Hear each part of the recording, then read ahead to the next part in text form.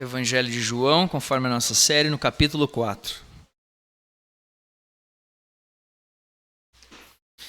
A palavra de Deus diz: Quando Jesus soube que os fariseus tinham ouvido dizer que ele fazia e batizava mais discípulos que João, se bem que Jesus mesmo não batizava, e sim os seus discípulos, deixou a Galileia, retirando-se outra vez para a Galileia. Era-lhe necessário passar pela região da Samaria. Assim Jesus chegou a uma cidade samaritana chamada Sicar, perto das terras de Jacó, que Jacó tinha dado a seu filho José. Ali ficava o poço de Jacó. Cansado da viagem, Jesus sentou-se junto ao poço. Era por volta do meio-dia. Nisso veio uma mulher samaritana tirar água, e Jesus disse: Dá-me um pouco de água, pois os seus discípulos tinham ido à cidade comprar alimentos. Então a mulher samaritana perguntou a Jesus: Como o Senhor, um judeu, pede água a mim, que sou uma mulher samaritana? Ela disse isso porque os judeus não se dão com os samaritanos. Jesus respondeu: Se você conhecesse o dom de Deus e quem é que está lhe pedindo água para beber, você pediria, e ele lhe daria água viva.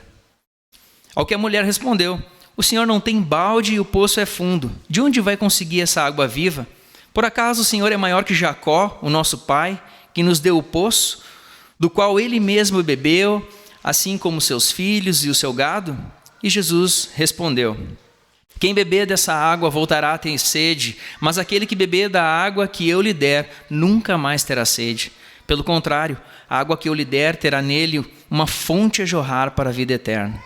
E a mulher lhe disse: Senhor, quero que me dê dessa água para que eu não mais tenha sede, nem precise vir aqui buscá-la. Jesus disse: Vá e chame o teu marido e volte aqui.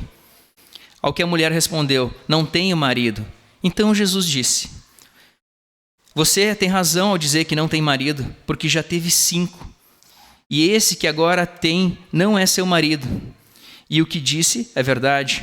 A mulher então lhe disse: Agora eu sei que o Senhor é profeta. Nossos pais adoraram neste monte, mas vocês dizem que em Jerusalém é o lugar onde se deve adorar. E Jesus respondeu: Mulher, acredite no que digo. Vem a hora que nem neste monte, nem em Jerusalém vocês adorarão ao Pai. Vocês adoram o que não conhecem. Nós adoramos o que conhecemos, porque a salvação vem dos judeus. Mas vem a hora, e já chegou, em que os verdadeiros adoradores adorarão o Pai em espírito e em verdade, porque são esses que o Pai procura para seus adoradores. Deus é espírito, e é necessário que os seus adoradores o adorem em espírito e em verdade. A mulher respondeu: Eu sei que virá o Messias, chamado Cristo. Quando ele vier, nos anunciará todas essas coisas. Então disse Jesus: Eu sou o Messias, eu que estou falando com você. Naquele momento chegaram os discípulos de Jesus e se admiraram em vê-lo falando com uma mulher. Mas nenhum deles perguntou: O que o Senhor está querendo? Ou por que o Senhor está falando com ela? Quando a mulher deixou o seu cântaro, foi à cidade e disse ao povo: Venham comigo e vejam um homem que me disse tudo o que eu já fiz.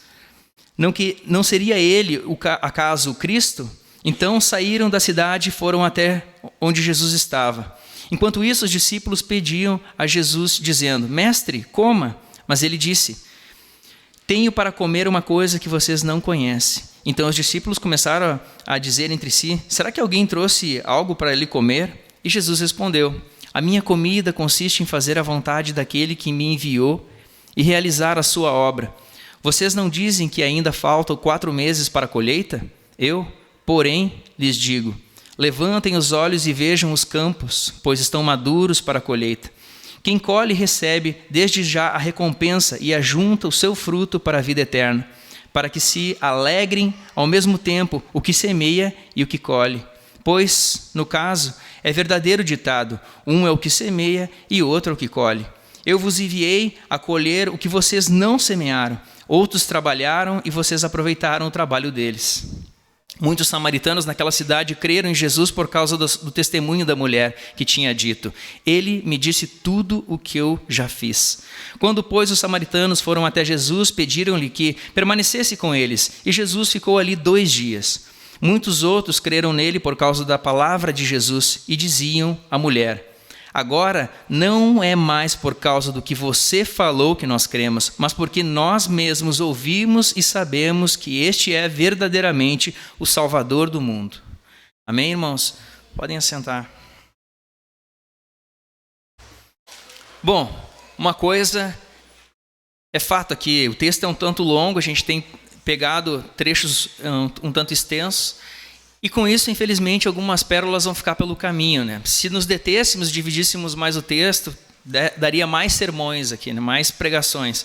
No entanto, coube a mim, nesse caso aqui, selecionar algumas coisas para que a gente possa refletir, outras nem tanto, vamos nos aprofundar, mas o ponto central aqui é sobre a mulher samaritana e nós vamos dar uma pincelada nos demais trechos da palavra, né? Mas antes, especificamente, de começarmos a falar da palavra de Deus, é importante deixar aqui uma explicação sobre o que está acontecendo, qual é esse pano de fundo aqui, né? Esse background, o que está acontecendo, essa rixa entre os samaritanos e os judeus. Por isso, meus irmãos, cabe-nos entender que existiam 12 tribos em Israel, e após a morte do rei Salomão, o reino de Israel foi dividido entre o reino do norte, que tinha por capital Samaria, e o reino do sul, que teve por capital Jerusalém. Óbvio que o juízo de Deus veio sobre os dois lugares, mas parece que muito mais sobre o reino do norte, onde estava Samaria. E aqui a gente tem basicamente 3 motivos pelos quais eles se dividiam. E o primeiro deles é um motivo étnico. Pense que o rei da Síria pegou judeus do reino do norte, da Samaria, e importou-os para outros lugares onde a Síria dominava. Do mesmo modo, ele pegou desses outros lugares onde a Síria dominava e importou-os e colocou a morar na Samaria. O problema disso, meus irmãos, é que a cultura do povo começou a se perder e começou a haver ali uma intercultura, né? Uma troca de culturas entre o povo. Né? E como eles se casavam, a gente até viu isso na nossa série de Esdras e Neemias, né? Como o povo se casava, ele acabava assimilando a cultura dos outros povos para si. E aí a gente entra no segundo ponto, que é o motivo religioso. Uma vez que o povo samaritano, que era judeu, assimilava a cultura dos outros povos que eram politeístas, ou seja, adoravam mais de um Deus, sendo eles hebreus e adoravam um Deus monoteísta, obviamente encontramos aqui um problema muito grave, que é esse motivo religioso, essa rixa religiosa, essa divisão religiosa que o povo tinha. Enquanto os samaritanos diziam que o correto era adorar no Monte Gerizim, eles edificaram o próprio templo, passaram a ter os seus próprios sacerdotes, diziam que não era no Monte Sião que se devia adorar, como os judeus faziam, como foi dado a Moisés no início. O povo judeu acusava eles de ser um povo mestiço, justamente porque não era mais um povo que tinha uma linhagem como a deles. Nos deparamos no terceiro motivo, que é um motivo histórico. Novamente, meus irmãos, se puxarmos a memória a série anterior que nós tínhamos de Esdras e Neemias, nós vemos quando o povo samaritano quis ajudar na construção, na edificação dos muros, e Zorobabel disse que não era para ser feito, que ele recusou o auxílio do povo samaritano. Isso fez com que eles também atrasassem a obra, começassem, através dessa ajuda negada que eles tiveram, se colocar como oposição. Mais adiante, Sambalate, governador de Samaria, também fez forte oposição à construção e edificação do templo. Esdras e Neemias falaram fortemente sobre o zelo da pureza do povo. O povo tinha que ser separado e santo. Isso tudo só veio a corroborar sobre essa rixa que existia entre os dois povos. E vejam, meus irmãos, quando a gente olha para o Antigo Testamento, a gente vê como a genealogia é muito forte. Em basicamente muitos livros, né, existe uma genealogia ali. A gente vê como essa questão familiar, essa descendência é importante para o povo. Então o povo olhava para o povo judeu, olhava para o povo samaritano com desdém, como um subpovo, como um povo mestiço, não mais puro. Esse é o contexto em que Jesus chega para falar com a mulher samaritana. Então, dito isso, nós vamos entrar especificamente aqui no nosso texto. O texto começa dizendo que Jesus saiu da Judeia para a Galileia. É interessante que mesmo antes do encarceramento de João Batista, Jesus Cristo já começou a ter certa afeição pelo povo, certo apreço pelo povo. E Jesus estava batizando mais pessoas que João Batista, também porque tinha ali com ele muitas pessoas que ajudavam a fazer isso, né? No entanto, na visão do Sinédrio, a coisa estava ficando cada vez pior, não tinha melhorado nesse sentido, não foi mitigado esse movimento que estava começando ali na região. Então Jesus se obriga a sair e ir para o norte. Por quê? Jesus não queria ir ao encontro, ir ao embate esses fariseus que estavam ali. Jesus sabia que todo o seu tempo de ministério era muito exíguo, era escasso, ele precisava cumprir, tinha 12 pessoas ali ainda para serem trabalhadas, que seriam o líder da igreja. Ele sabia que em momento oportuno, quando Deus dissesse, ele iria por si entregar a sua vida. Mas fugir do embate, fugir da briga, era a melhor coisa a ser feita naquele momento, porque existe muita coisa a ser feita, muito trabalho a ser desenvolvido com os seus discípulos. Por isso, ele sai, então, e segue para o reino do norte. É necessário passar pela Samaria. É interessante pensar no livro que a gente lê ali, que Jesus Cristo mesmo não batizava ninguém. Aí vocês pensem, se Jesus Cristo tivesse batizado alguém, imagina essa pessoa sendo batizada por Jesus Cristo especificamente ali, sua imersão pelo próprio Cristo. Poderia haver em algum momento a soberba no coração dela em dizer, puxa vida, eu sou um pouco mais cristão porque eu fui batizado pelo próprio Cristo. Tu foi batizado pelos apóstolos, né? Eu fui batizado por Cristo, eu sou um tipo especial de pessoas, né? Veja o cuidado de Deus, isso é importante para a unidade da igreja. Para ninguém se achar melhor que ninguém na igreja. É um zelo e um cuidado que eu percebo aqui e acho importante pontuar. O ponto central da história é que a mulher samaritana, Jesus está sentado no poço, e essa cena é bem icônica, e todos nós conhecemos esse verso, né? E percebemos duas formas de Jesus ter acesso ao coração dessa mulher, falar com ela. E normalmente ele é feito de duas formas. Quando você se coloca à disposição para fazer um favor para alguém, quando você faz um favor para alguém, essa pessoa normalmente sente que tem uma dívida com você. Ela diz, essa pessoa não é tão ruim não, ela me ajudou, me fez um favor. O outro ponto é você se colocar na posição de ser ajudado por alguém. Isso também, de alguma forma, quebra as barreiras e ajuda a ter mais acesso, mais intimidade, a conversa com uma pessoa. E a gente vê que, basicamente, Jesus começou com a primeira opção, pedindo água para ela. E mais adiante, quando ela faz algumas perguntas bastante importantes para Jesus, ele vai lá e retribui esse favor, dando uma resposta para ela, consolando a sua dúvida.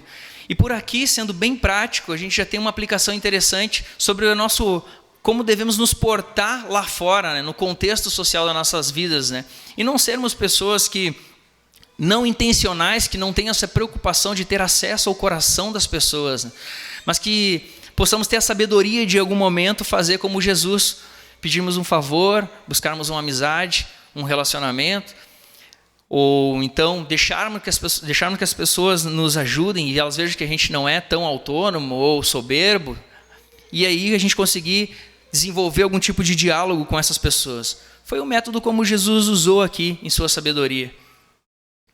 É interessante também pensar, meus irmãos, que Jesus sempre falava por parábolas, né? E isso fazia muitas pessoas pensar. Ele vem já de duas falas um tanto interessantes, em destruir um templo e construir um templo em 3 dias, essa é bastante conhecida, como o Edileno pregou aqui, sobre necessário nascer de novo. Isso tudo instiga as pessoas a pensarem o que ele está falando. No fim das contas, o que é esse jeito enigmático de falar de Jesus Cristo?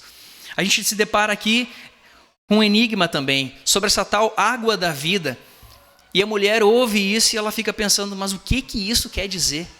O que isso faz com que ela vá, então, ruminando essa fala, vá pensando sobre isso e faça as perguntas corretas em busca da resposta correta para saciar, né, o seu anseio, a sua dúvida. Isso faz parte da pedagogia divina. A gente percebe como Jesus Cristo costumeiramente fala por parábolas justamente para fazer as pessoas pensarem sobre aquilo que ele está falando. Não é uma coisa fácil simplesmente, né, com aquele evangelho de prateleira de supermercado que só vai ali, compra, paga e já consome e está legal, mas é algo que é mais profundo, é algo de se pensar a palavra de Deus. No ponto de vista da mulher, do que lemos há pouco aqui na palavra de Deus, existem 2 obstáculos bem claros para ela no que Jesus está falando. O primeiro é que Jesus Cristo não tem uma corda para ele poder querer dar água para alguém, e ele não tem um balde ali. Então ela pensa, não tem como. Em segundo, ainda que ele tivesse, ele não poderia ter um balde, uma água tão que chegue tão profundo no poço, onde está a fonte, que passasse da água parada e fosse para essa água nova, essa água viva, que é o que ela tinha pensado naquele momento ali. Então a mulher continua ali completamente perplexa e confusa com tudo isso, e enquanto isso, novamente, ela continua a pensar sobre tudo aquilo que o mestre está falando ali para ela. No fim das contas, onde é que ele quer chegar com tudo isso? E ela faz uma provocação, uma afirmação bem séria para ele quando ela diz: certamente você não é maior que o nosso pai Jacó, que nos deu esse poço, ele mesmo bebeu dele, e também os seus filhos e o seu gado. Veja que ela lembra Jesus de um legado que Jacó havia dado para todo o povo. Um tanto forte, né? Mas ela não entende que a água que Jesus Cristo propôs a ela a dar é infinitamente mais preciosa, porque ele mesmo fala, né? Não é algo que vai passar, que você vai ter sede, vai passar novamente, vai beber, vai voltar a sede. É algo que vai jorrar para a vida eterna. Então é sobre essa perspectiva que a gente lê esse trecho de Jesus. Quem beber dessa água terá sede novamente, mas aquele que beber da água que eu lhe der, de modo nenhum terá sede novamente. Mas a água que eu lhe der se tornará dentro dele uma fonte de água contínua jorrando para a vida eterna. E é dessa forma que Jesus, então, apela ao desejo dela de descanso, o desejo dela por satisfação completa. Então, a partir de agora, é o momento de desnudar o pecado dela, de trazer à tona o pecado dela. E aí a mulher diz: Senhor, mas então dá-me dessa água para que eu possa beber e não ter sede, não ter que vir aqui todo o santo dia pegar água ao meio-dia, vir de longe aqui.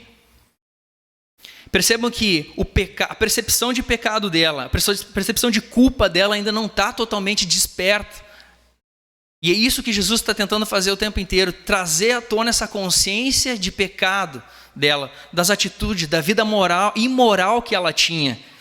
Então Jesus diz: pois 5 maridos você já teve, mas aquele que você tem agora não é seu marido. Você disse isso corretamente. Então, Jesus, numa sentença apenas, ele desnuda todo o passado dela e toda a vida presente dela. Não há mais para onde fugir. Jesus chegou aonde ele queria chegar.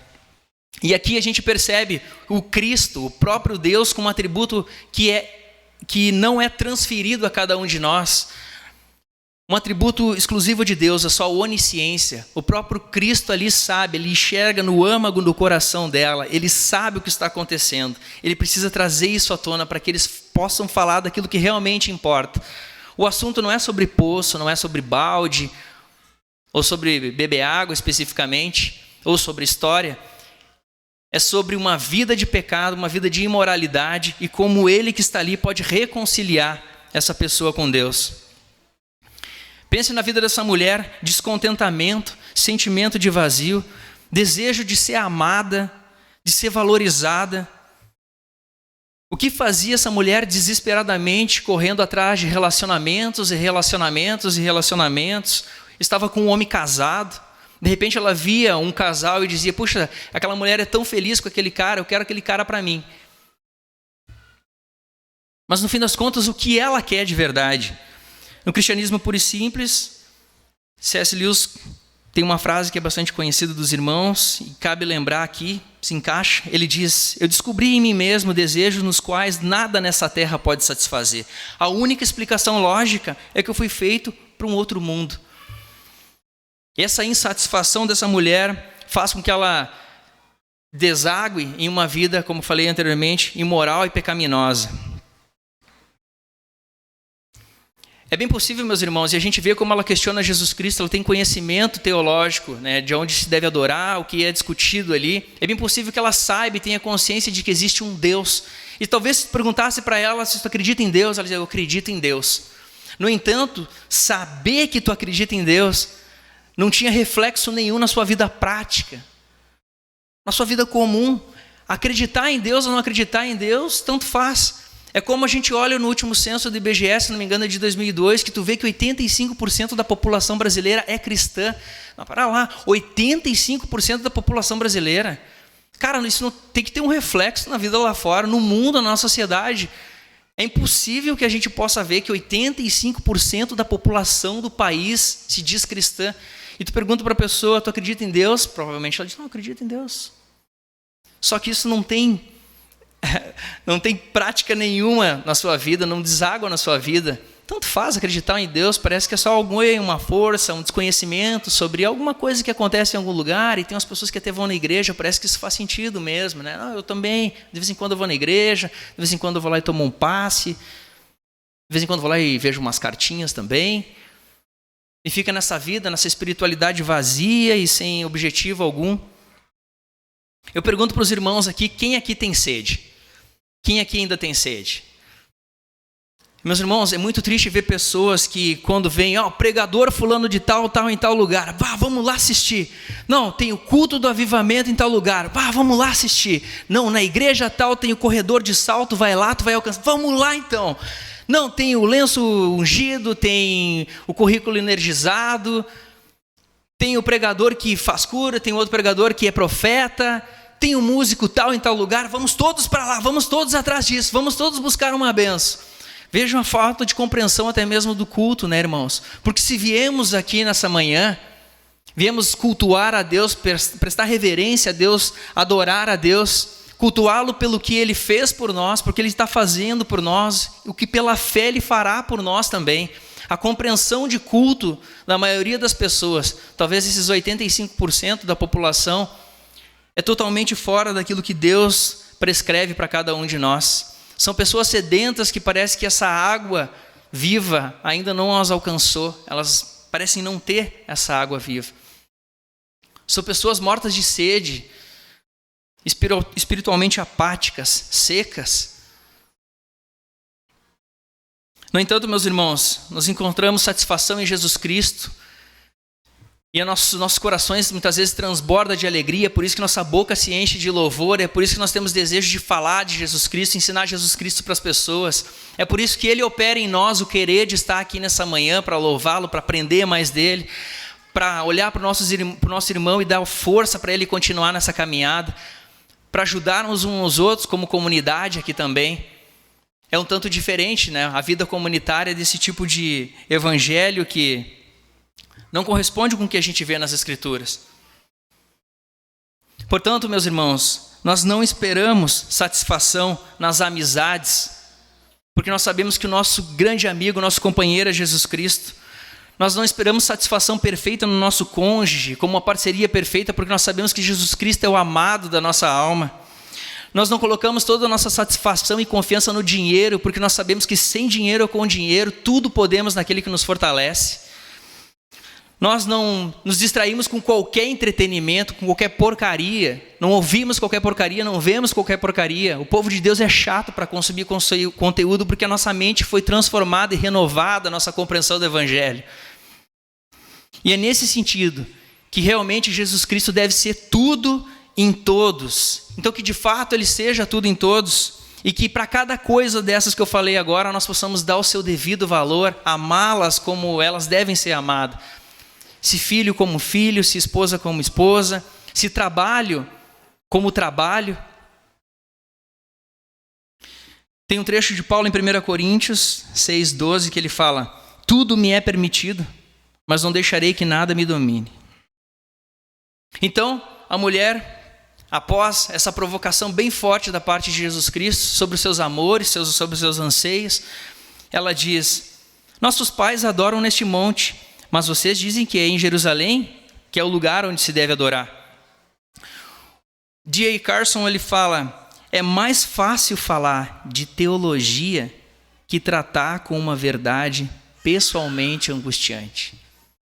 Alguns estudiosos dizem que, no fim das contas, quando a coisa começou a ficar feia mesmo, né? E ela começou a ser confrontada, vamos falar de teologia, vamos perder tempo aqui falando, né, sobre calvinismo, arminianismo, o culto, né, a liturgia do culto, vamos falar sobre essas coisas, vamos falar sobre pecado. No entanto, embora alguns pensem dessa forma, e até parece porque ela faz uma digressão, ela vai para outro lado aqui, faz uma pergunta para Jesus Cristo. No entanto, a gente percebe que o questionamento dela é verdadeiro, porque Jesus Cristo, aquele que conhece o coração dela, responde para ela.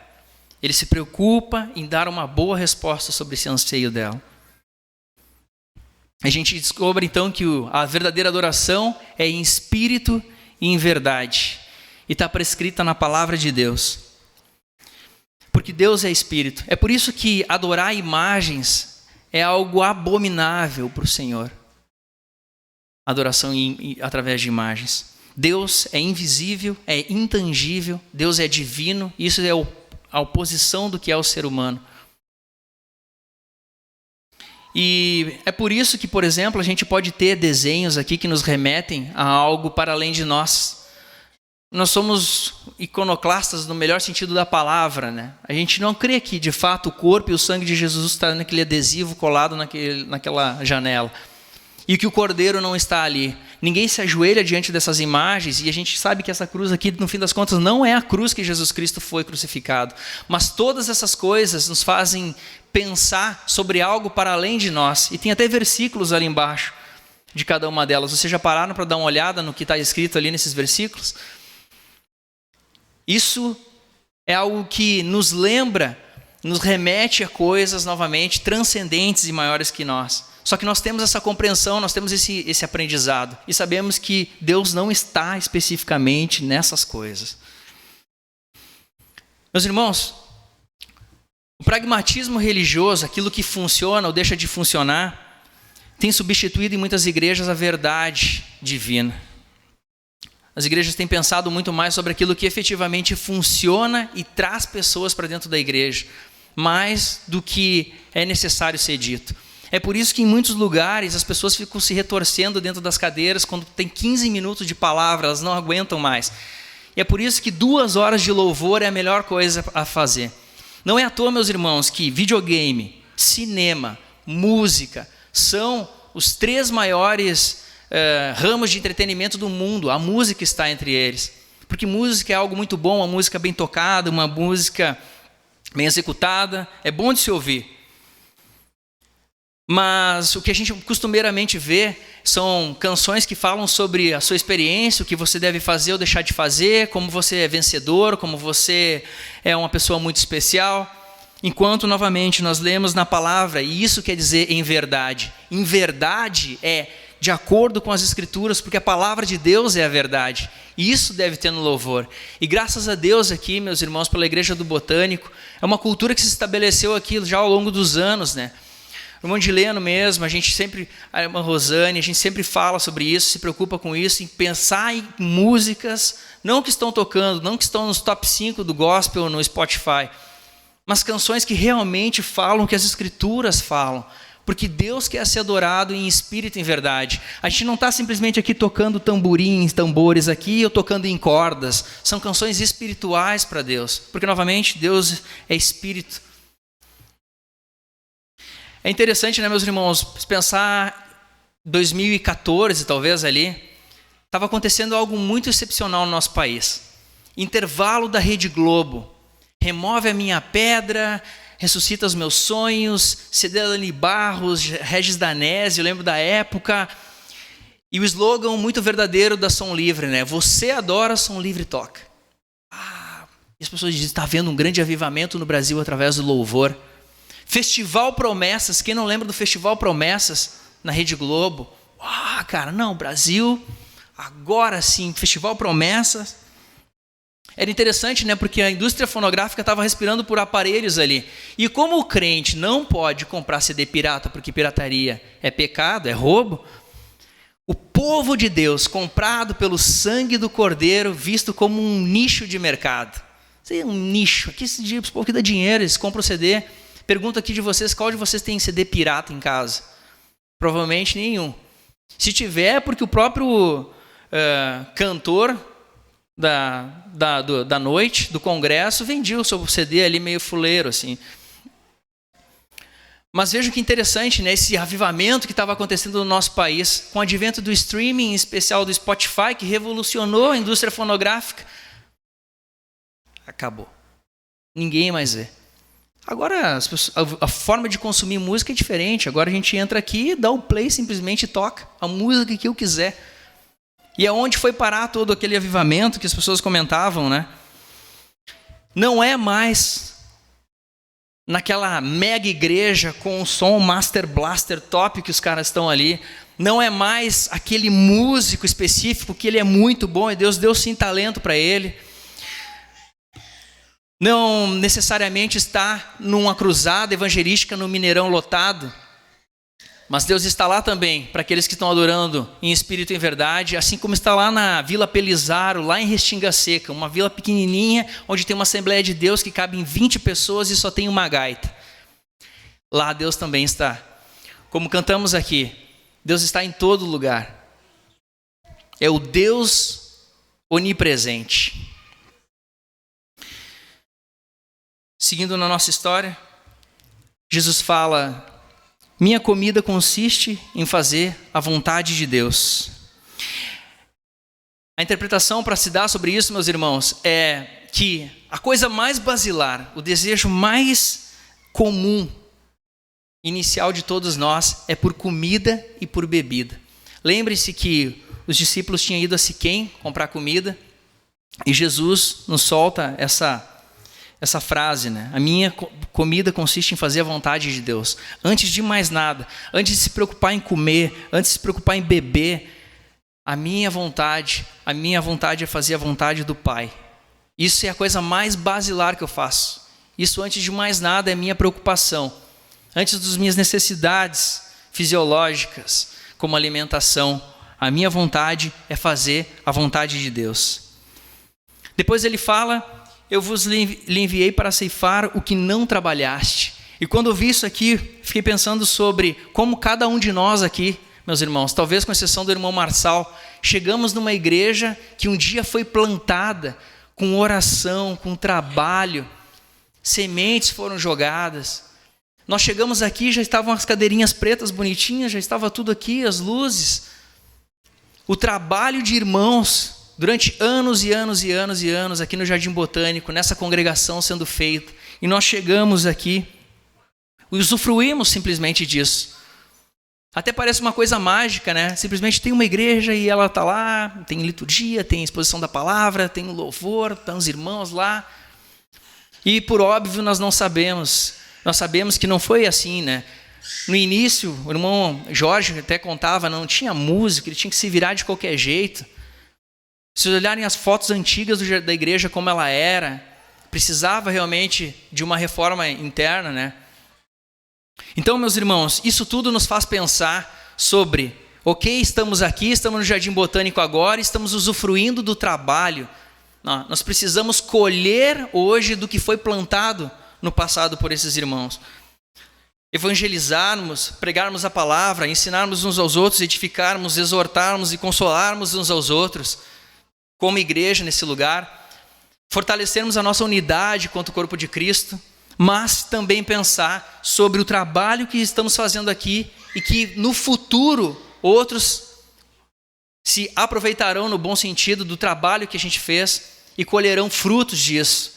Então, meus irmãos, mais do que nunca essa fala de Jesus Cristo também é um chamado para repensarmos em como nós estamos trabalhando no reino de Deus e qual o legado que nós estamos deixando aqui para os nossos filhos. Qual o legado que nós estamos deixando, qual a contribuição que nós estamos fazendo para o reino de Deus.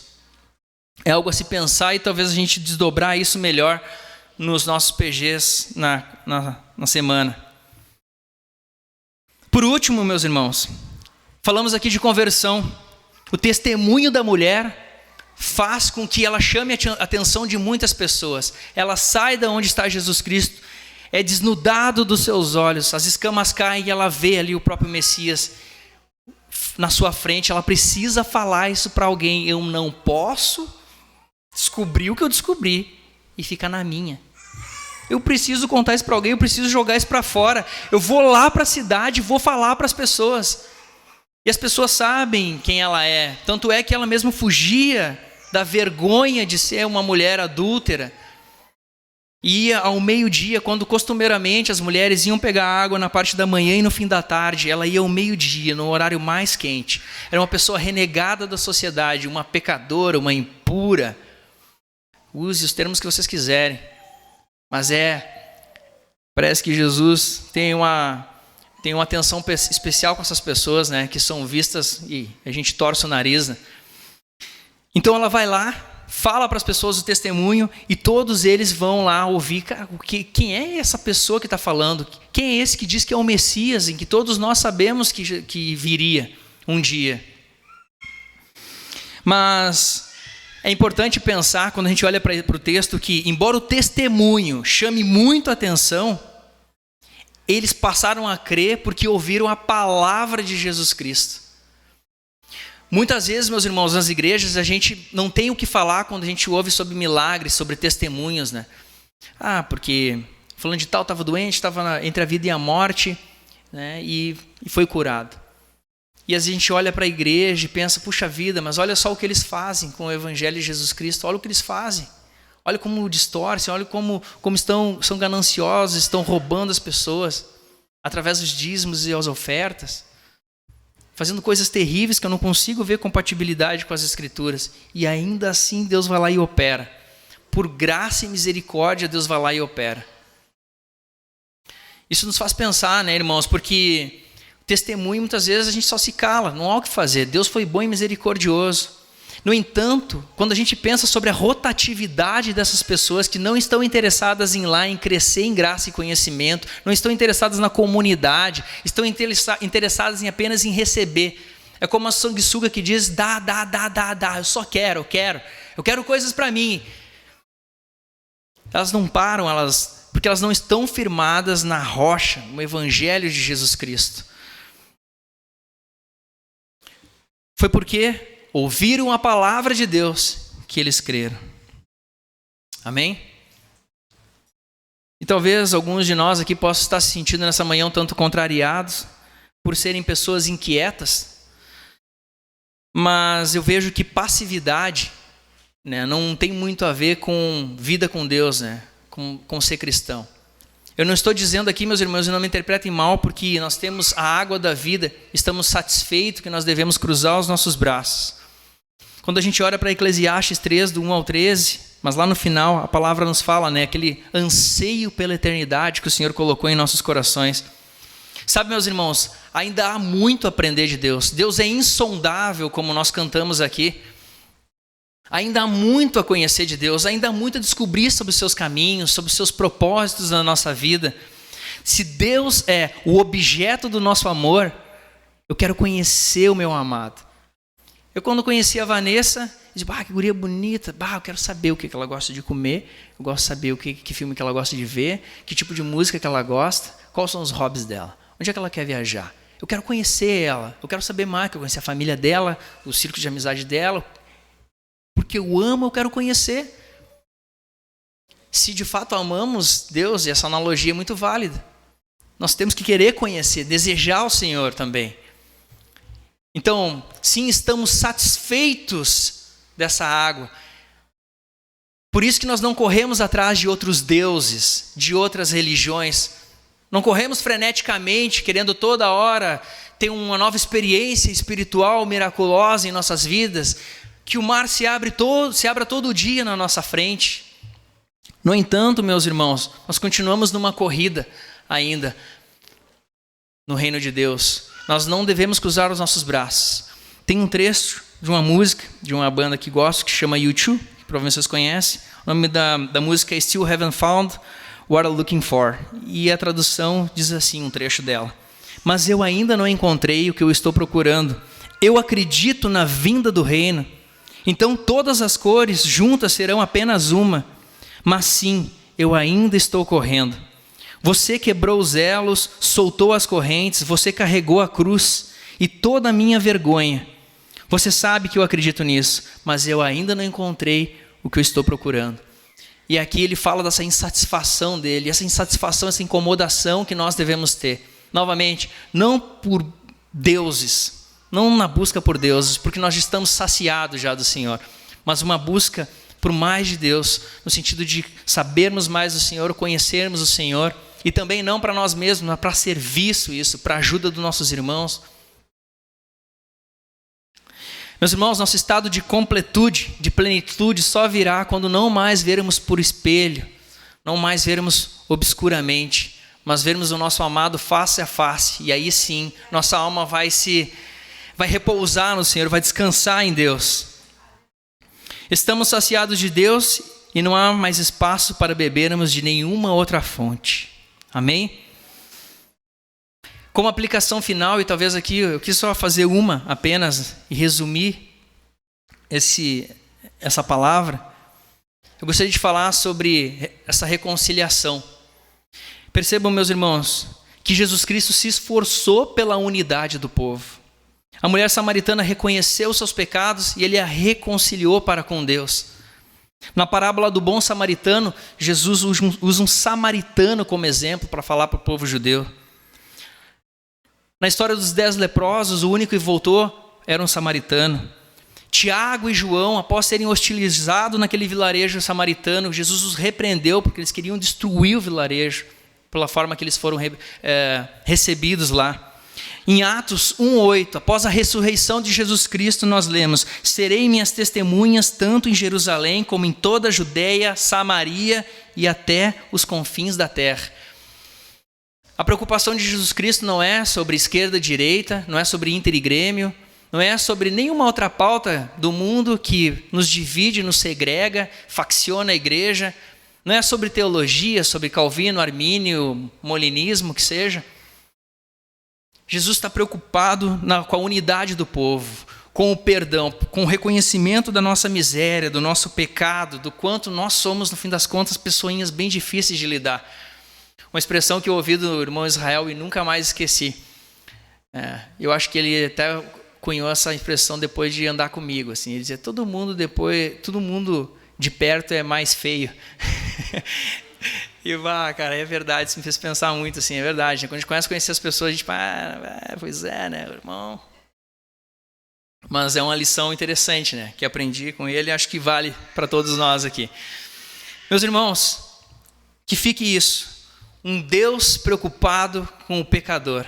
E aqui, nessa manhã, se tem alguém que tem algum tipo de amargura, algum tipo de angústia e dor para com o seu irmão, para aquele que confessa ser o mesmo Cristo, o Deus, o seu Deus, que você possa perdoá-lo, que você possa chegar até ele e pedir perdão e dizer, meu irmão, eu sei que aconteceu isso ou aquilo, eu não quero mais olhar para isso, eu quero ter meu coração repousado em Deus, eu quero descansar em Deus, eu te dou perdão, ou meu irmão, eu te perdoo por isso, me desculpa por isso.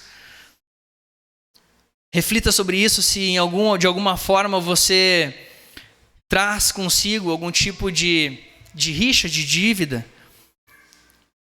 Da mesma forma, se alguém aqui ainda não conhece o perfeito amor de Jesus Cristo, esse Cristo que se preocupa com o pecador, com o mais vil pecador, aquele Cristo que você muito bem sabe dos seus pecados, mas Ele sabe, ainda que ninguém da congregação aqui saiba, Ele sabe, porque Ele é onisciente. Esse mesmo Cristo se dispôs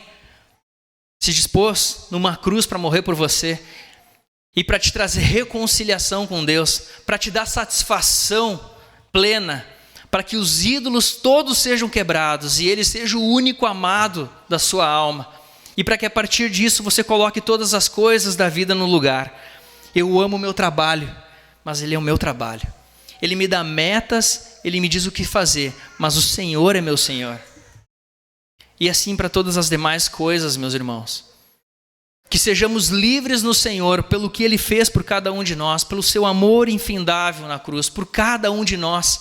A gente fala muito no coletivo, né? Mas esse Deus que também é pessoal, esse Deus que conhece, que nos ouve na oração, nas nossas angústias, que sabe exatamente o que a gente está pensando. E muitas vezes a gente não sabe nem o que pedir, nem como falar com Ele, mas Ele conhece a nossa alma. É esse Deus, esse Cristo que reconcilia Ele com o seu corpo, com a igreja, entre os povos. Veja que mensagem retrógrada, né? Que o mundo ainda nega após 2000 anos. Uma mensagem de amor, de amarmos uns aos outros, né? De justiça sim, mas de amor também. Então, meus irmãos, eu quero convidar você nessa manhã a se colocar de pé e vamos orar ao Senhor.